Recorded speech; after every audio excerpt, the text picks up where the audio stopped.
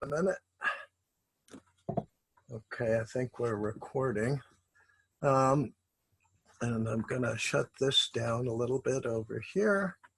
Everybody hear me okay and see the screen okay? Very well. Very good. Well, good evening, everybody. My name's Tom Pereira, and I'm W1TP for ham for 67 years and counting, and I keep on counting, and I'm going to keep on counting. I started out in New York City as a ham and stayed in New York City, went to Columbia University and got my various degrees there. And then I kept on teaching at Columbia University and also at Montclair State University in New Jersey. When my kids started getting mugged on the streets of New York, I decided we had to move to New Jersey, and that's also a great school. So I'm retired. I was a professor of neuroscience. Sounds like a fancy name, but actually it is a ham's way of getting into the field. And what I did was to measure the tiny little electrical signals that are given off by the nervous system and the brain. So I was really studying the electrical activity of the nervous system, but neuroscience sounds much more interesting. So I'm going to take you on a tour of Phil Weingarten, the great crook and duplicator of various things. And we'll start out with a, let's see if I can get this thing to work. Okay, there we go. Phil Weingarten, there he is, and I'm going to take you through three aspects of his life and career. I'm going to talk about his fake telegraph keys, his fake radios, and his fake tubes. He was born in 1914 and he died in 1998. So he had many years of doing this, and we're going to sort of follow him through on that. This is one of the reasons I think that he got into the field. That yellow arrow up there points to his father sitting in a class of World War I potential radio operators and studying this device over here on the right, which is a spark transmitter. So this is how they instructed people on the use of radio back then. Phil was born at a point where he could really enjoy the peak of Radio Row. By the time Radio Row hit its peak of activity in New York City, it was hundreds of radio stores in a relatively small area of New York City around 1945. And Phil hung out in Radio Row for a very long time. I'll just show a few pictures of Radio Row. You can see some wonderful old radios here for sale. And notice on the right side here, a bunch of storage batteries, and that's how you would power your radios in those days. If you couldn't afford one of these radios, you could also always pick up a chassis. Any of these chassis, and boy, they look pretty complete, for 25 cents a piece. And you could do your own repairs on it. And if you didn't have the parts, you go over to another store in Radio Row and you could buy virtually any parts you wanted, 75 cents for a chassis and all the parts over here on the right. And if you didn't like doing it yourself, this place would rewire it for you. So Radio Row was really a fascinating place during that time period. It was also the time of the early days of Radio Shack. And here's a picture of the Radio Shack company in Boston during those days. And it was also a time where all of these radio stores in New York City were open and encouraging people to come in. And I just loved that because I grew up in New York City and I was a young ham at that point. And it was a very simple trip for me to get down to Radio Row and hang out there, and I did. Every once in a while, a store like Morrell's up here would have a sale, and it would get absolutely mobbed. People would come from all over for the sale, so it was a very exciting time. And here's a picture of me at the age of 15. I had just gotten my novice license, and unlike many of you and many hams, my parents had a lot of money. And I was very, very lucky about that. And so I figured, oh boy, I'm going to get into ham radio. Daddy, I want a receiver. I want a Collins receiver. Okay, kid, go ahead and buy it. So I went down to Radio Row and I bought a Collins receiver, if you can imagine a novice with a Collins receiver. And then I went down there as soon as I got my license, and I went to the same guy and I said, I want to buy a Collins transmitter to go with my Collins receiver. And he said, sorry, kid, I can't sell it to you. I will not sell you a transmitter until you've built your own. And that was the best thing that guy ever did for me, because I built this Eldico transmitter on the left, crystal controlled, with an 807 in the final. And that was my transmitter. And I learned a lot about building things from that. And I wouldn't have learned any of that if I had just gone out and bought another Collins radio. So that's a little story about how I got started in this. And Radio Row itself was just fascinating. Arrow Electronics was the place to go for any parts that you wanted and test equipment. Here's a picture inside Arrow. Look at that wonderful display in the upper right-hand corner of all that ICO test equipment. Of course, you wouldn't think of buying a built piece of test equipment. You had to build it yourself. And so you build the ICO scope, and you build the ICO signal generator, and you build all these other wonderful ICO tube testers. And that gives you a little more skill as you're going along. But the real wonderful place, the heaven from Radio Row, was Harrison Radio. Harrison Radio had a used area in which they had, look at this, 1, 2, 3, 4, 5, 6 KWM1s, KWM1 transceivers, about 3 KWM2s, a whole bunch of Collins equipment over here. And you could just walk down this aisle and pick out things. It was unbelievable. You could not walk down this aisle without buying something. And Mr. Harrison was particularly partial to kids, and I was a kid. So I had to go up to him and I say, Mr. Harrison, I really want one of these radios over here, but I only have, and I'd knock $100 off the price, I only have, and offer him that. And he'd say, okay, kid, I'm going to take a loss on this, but get it out of here, get it out of here.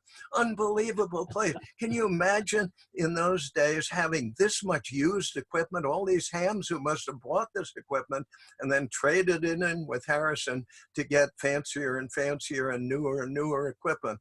Anyway, that was absolute heaven for me. And as you can see, I started populating my shack, and it got a little bit out of hand.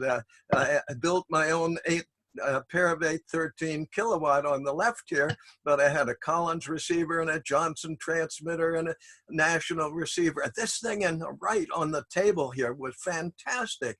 It was a Hallicrafters DD1, Delta 1, which is a diversity receiver. It means it had 2 complete front ends, and you hooked it to 2 different antennas, and you could use a little control to pick out the signal that was coming in best and select that signal. Fantastic. And of course, a pan adapter and a scope, just all sorts of wonderful stuff. And as you can see, I got really carried away with this, but I wasn't the only one. Phil Weingarten was hanging out in the same area. And while I was buying pieces of equipment for my ham shack, he was buying stuff, all kinds of stuff, and he was gradually building the most incredible selection of parts and tubes, and he could build anything with that selection. There's a picture of him with some of his beautifully laid out and beautifully organized stock.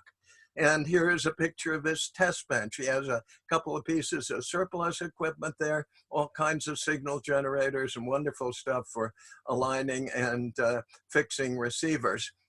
But the main thing about Phil was that he absolutely loved old radios. And so he started collecting old radios, and he eventually put together a museum. This is the Old Timers Bulletin from AWA, Volume 9, in 1967.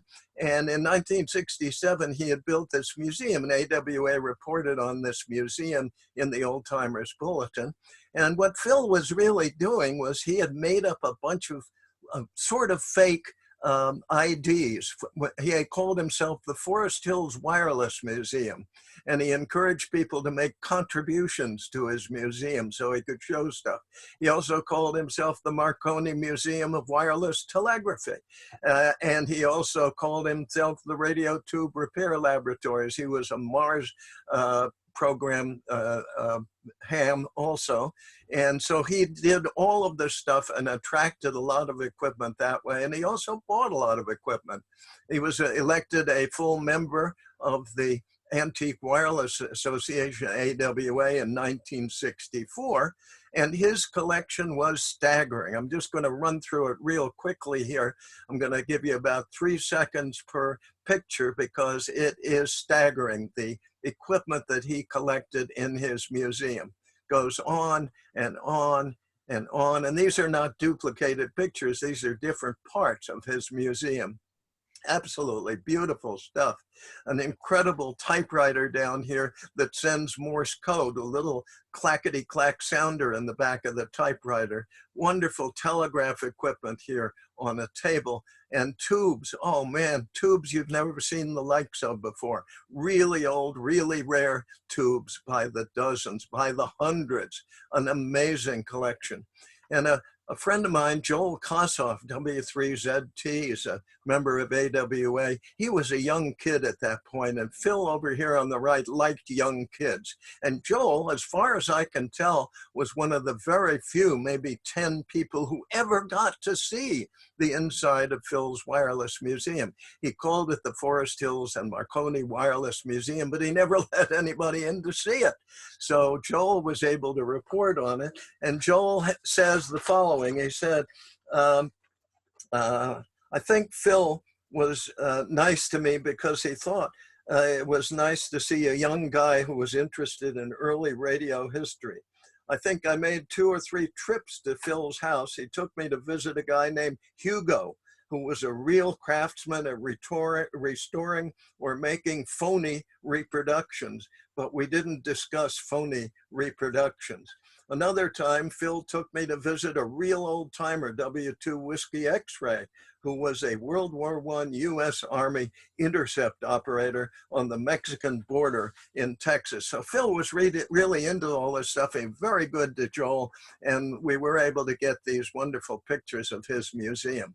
Let's start out with Phil's counterfeit telegraph keys. Phil made these incredibly accurate duplications of telegraph keys and sold them as originals.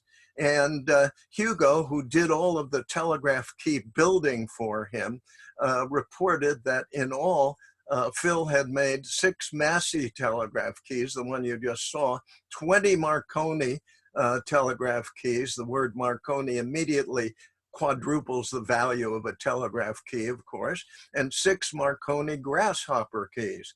And when asked if he knew that Phil sold them as originals, Hugo said, "I don't know nothing about that stuff." And that was it. So we never got Hugo to talk anything about the fakes, but he did the machining. And let's take a look at Hugo. Here's a wonderful picture of Hugo in front of one of his toolboxes. And here is Hugo's machine shop. And it is just staggering. Look at that incredible machine shop. He could make anything, I swear, and make it work as well. And he was not only making stuff for Phil, he was fixing things for people. People would drift into his shop in the neighborhood in Brooklyn, bring him in a broken this or that, and he'd fix it for them. He was just the most wonderful guy. Here's a picture of Phil over here. And at the end of his life, when he was moving out of Brooklyn, he decided he was going to donate most of his equipment to the New Jersey Antique Radio Club. And I put this little logo on the back of this gentleman who is helping Phil to cart this stuff out. And here's the NJARC rental truck with people bringing it out. This is Phil's machine shop and office over here on the street in Brooklyn, carrying these things into the budget rental truck. So it was a wonderful thing of him to do that. Let's look at his keys. This is an original Massey Spark key being run by Bob Merriam, who ran the New England Museum of Wireless and Steam, where they had a wonderful spark transmitter set up and running. And here is a fake Massey Spark key, which Phil had made. And Phil had a way of antiquing the brass. Matter of fact, there was a little guy who had a shop right around the corner from him, sold little chemicals. And if you dribbled those chemicals on brass, it would make them turn dark and make them look 100 years older. And Phil used that stuff liberally. When I visited that shop, they sold me some of that stuff, and it's very powerful. All sorts of acid would etch into the metal. But anyway, this is one of the fake Massey keys that Phil made. And very difficult to tell because Massey made two keys, one with a dark handle that you saw before and one with a brass handle like this. And it was very hard to tell a fake Massey key from the real thing unless you looked at the label on the key. And on the top here, you see a Massey System wireless telegraph key label from a real Massey key. And down in the bottom here, you see Phil's fake replica of the label. He made this replica in a sand casting device that he had. So he took an original and put it in the sand and then cast brass into the sand and made this copy. And that's one of the two ways you could tell a fake Massey, a fake Phil Weingarten Massey from a real Massey. The other was if you unscrewed the knob, Phil used a 1/4 20 cadmium plated screw to screw the knob into the key, whereas the real Massey key had a 1/4 20 brass key, screw that screwed it in. So it was possible to tell the difference. Phil sold those Massey keys that you just saw for about $7,000 a piece because they were, of course, original. And the reason that I have this key right in front of me, actually, is that one of the people he sold it to got very, very, very, very angry at Phil, tried to get after him. And it turns out Phil always kept a loaded Luger under the sofa cushion in his living room in case people came after him. And so this guy found out about that and didn't bother going after Phil. But he did come to me and he said, "Tom, will you get rid of this damn thing? I don't want it in my collection. I'll give it to you. Give me $100 and it's yours." So I couldn't resist having a Phil Massey key for $100, even if it was a fake. So on to the next one. Phil made these Marconi CM425 keys. And this is an original Marconi CM425. And you can notice very carefully the contacts on here. And these are original contacts from the CM425. And Phil made a replica that you see down on the bottom. And he said, "It's not a replica. It's not a fake. It uses real Massey contacts." And indeed, he had somehow managed to buy up all of the stock of old Marconi contacts, and put them on his keys. But you can notice a couple of other differences. Notice that the real Marconi bends down nicely. The Phil Marconi is a step down to the knob. The other thing that's different is the plate. Phil wasn't very good at duplicating name tags. And so we have the real one back there and the fake one in the front. This is the real tag on the top here, and this is Phil's fake. Phil had a little engraving machine and he would engrave, but occasionally he'd make little mistakes like up there. And you could sort of tell a Phil engraved tag from a real tag. But anyway, it was pretty funny what he did. The funniest thing he ever did with telegraph keys was take one of his fake keys and put it on an award gift to a person in honor of something. And he sold this thing to a collector for almost $10,000. And if you read the saying on what he had here, he said, "Presented to Ludwig Arnson." There never was a Ludwig Arnson. "On December 7th, 1953, by his associates in Radio Receptor, in commemoration of 50 years devoted to the radio and electronics industry since he sent the first CQD wireless signal on December 7th, 1903. Ludwig Arnson didn't exist, and that signal was never sent on that date. What a magnificently crazy thing for Phil to do, to sell this thing for a huge amount of money. Anyway, move on to another of his fakes. He made fake Marconi grasshopper keys. These are exceptionally rare. He sold these for $10,000 to people, and a lot of them don't even realize to this day that they have a Phil Weingarten fake, because we don't know a good way of telling this from the real thing. Here's an incredible thing that he did. He took this telegraph key up here and mounted it in a box, and he used his engraving device to say order number 4089, serial number, and so on. At the end, it says airplane hand key SE59. SE is the designation given to many World War I telegraph keys. And over here's the funniest thing. He said Signal Corps U.S. Army, but he misspelled Signal Corps. And so here he's selling this thing as a very, very rare military World War I aircraft key, when actually it came out of this rather common field set. And if you open up this field buzzer set from World War I, you see there's the key right there. And every one of these buzzer sets had that key in it. And he had taken that key out and mounted it and labeled it and sold it as a really, really important historical antique. This is the funniest thing I think he's ever did with a key. This is a Japanese bug sold by Radio Shack Company, sold by Lafayette Radio. Very, very cheap bug. You could buy them for about 10 bucks. And what did Phil do? He bought one of these and he labeled it the Marconi International Marine Communications Company Limited, London. And he put a label on it and he sold this thing for $5,000. Can you imagine somebody buying this thing, thinking they're getting a Marconi bug? There weren't even, one never was a Marconi bug, but Phil convinced them that it was really valuable. And that's a funny one, I think. The next thing he did, we'll talk about, is he decided that he had so many radios, he didn't really want to part with them, so he was going to build his own. And here is a DeForest radio that he built, and here it is with the Audion 2 and the proper label. Everything looks totally kosher on this thing. It's a DeForest RJ9. He sold these for about $6,000. And the label, you look really closely at the label and it's really accurate. And it turned out that he had had a company make up dozens of these labels, and he just pinned them onto whatever radio he was trying to sell at that point, and it made them into official DeForest, official radios. And here's some of his DeForest labels that he put on radios. And here, down here, we see a Marconi label. He had these labels made up, and they've validated his radios. Here's a Wallace detector.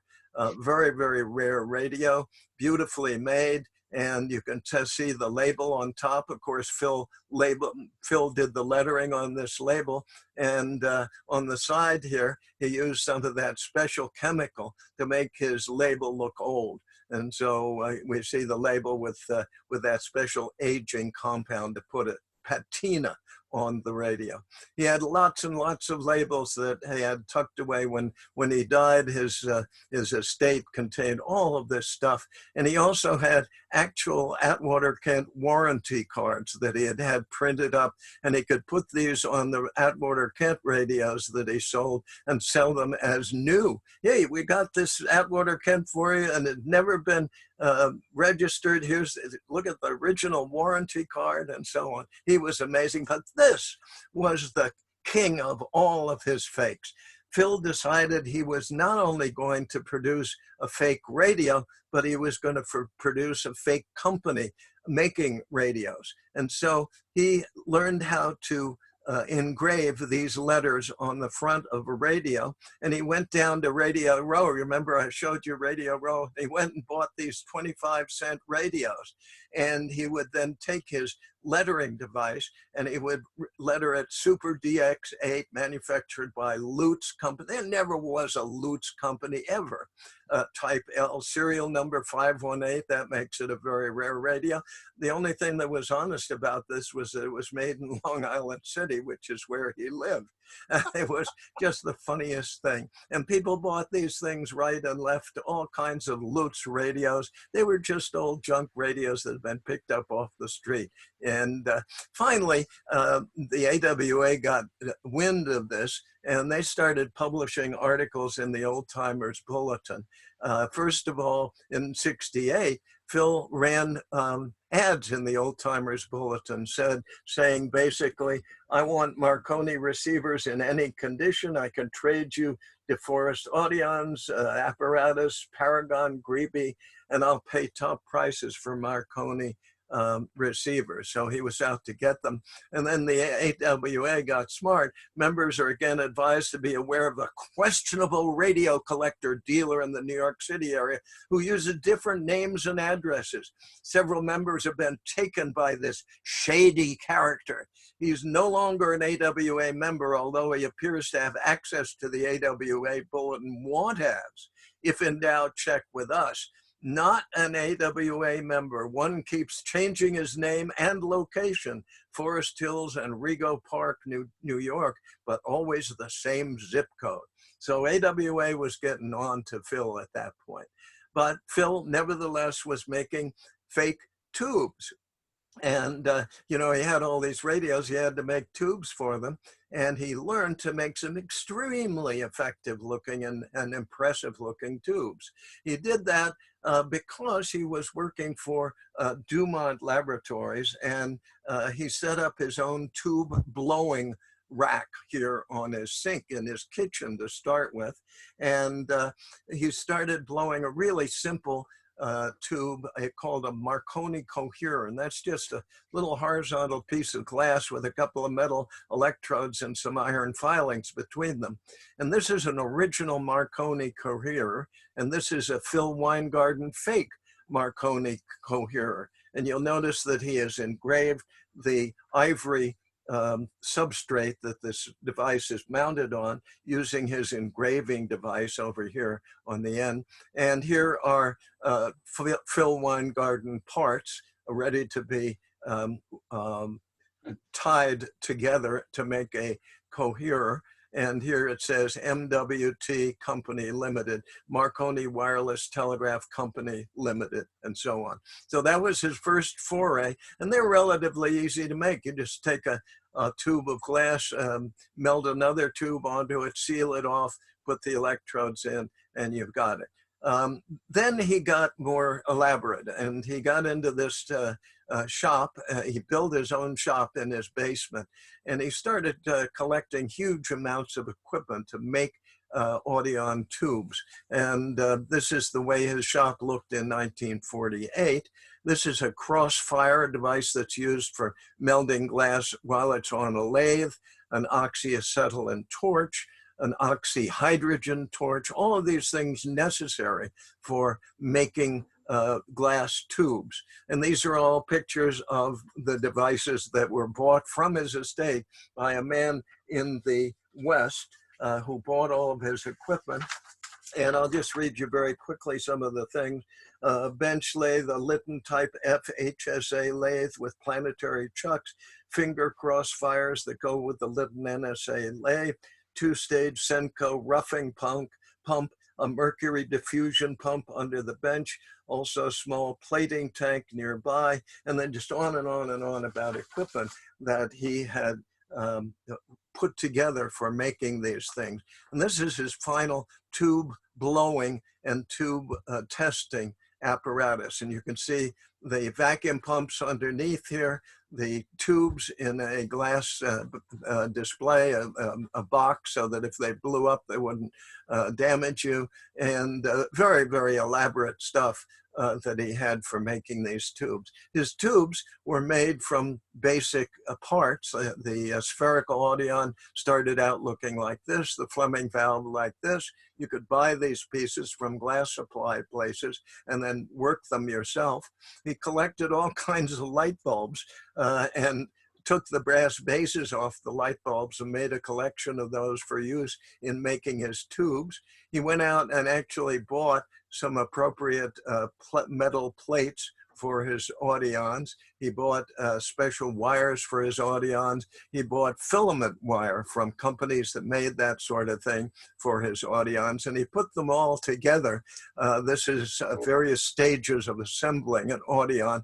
This is just the filament here. This is the filament and the grid and the plate put together. And you take this thing and then melt it into the tube, and you get what you're working for. These are some of his plans for making Audions. And here is a Phil Weingarten Audion. You can see the tube, the screw-in brass base that he took off some light bulb somewhere. You can see the part with holding the parts of the Audion here, and you can see the other parts of the Audion up here.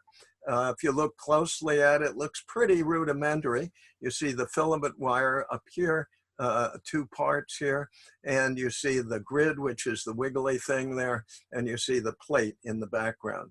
Again, the filament in front, the grid controlling the flow of electrons, filament to plate, and the plate over here on the left.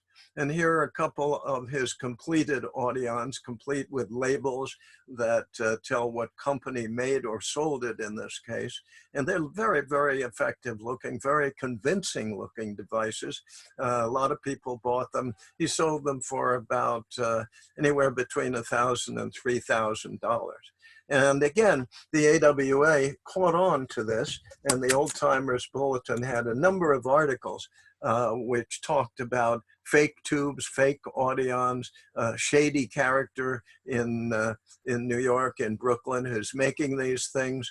And this is in 1986. And he was actually kicked out of the AWA at about that time. Bruce Kelly kicked him out of the AWA because of all the things that Phil had done. And so he didn't have access to the AWA anymore, but it didn't seem to matter because he was able to sell these things to a wide variety of people.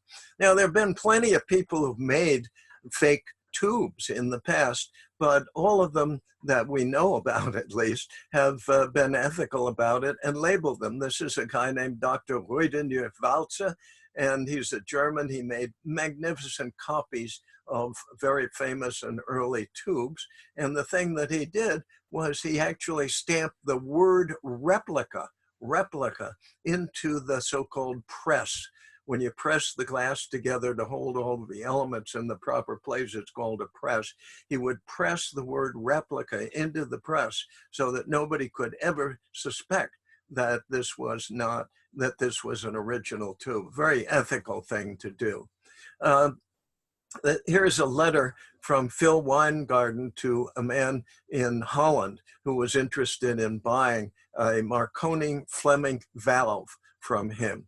And of course, it was a Phil Weingarten fake Marconi Fleming valve. But in the letter, he said, you will pay me $750 plus shipping for this and other things about this. So Phil was selling this fake tube to a man in Holland named Dirk Rohorst.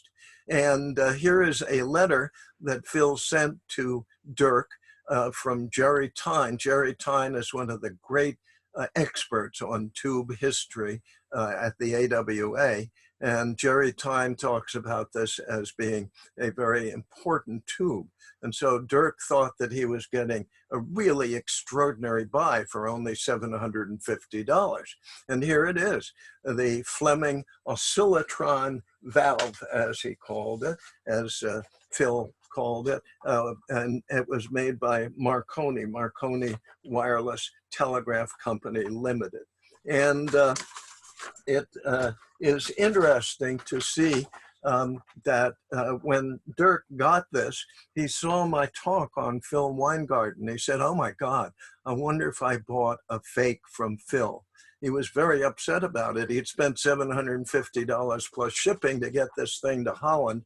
And so we both went to one of the great experts on Marconi equipment, and that is Jim Cruiser. And I'd like to read you the letter that Jim Cruiser wrote about this. "I hate to be the bearer of bad news, but this is a prime example of a Weingarten fake. It's a classic reproduction of Phil's in which he made use of Hugo's engraving machine, which was limited as to the size and typeface of the engraving letters.